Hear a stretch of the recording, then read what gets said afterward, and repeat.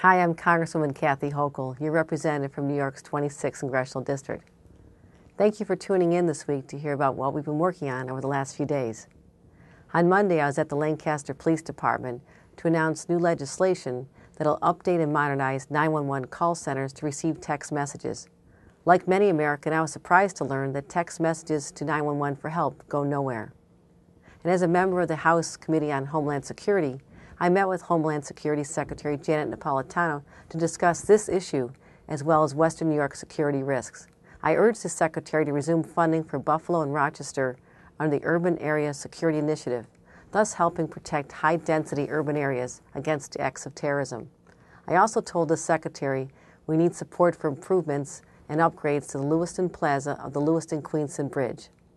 This port of entry is the fourth busiest commercial land crossing between the U.S. and Canada and is responsible for millions of dollars in commerce every year.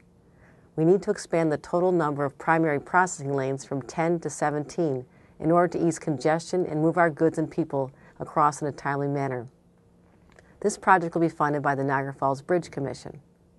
This week we also had a busy week of votes, where one, I voted to protect New York waters from invasive species, voted to increase the security of our mass transit system from terrorism, voted to put veterans back to work while helping small businesses grow, and voted to prioritize the fiscal problems facing our country by supporting the Balanced Budget Amendment.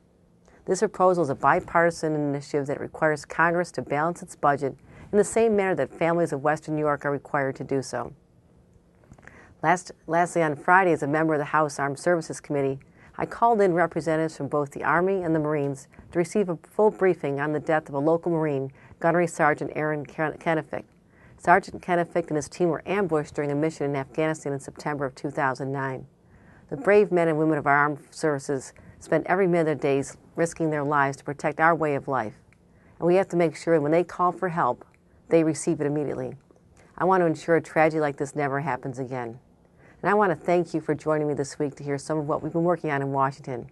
And don't forget to visit my website or any one of my social media sites for the most recent updates. I wish you and your family a happy Thanksgiving.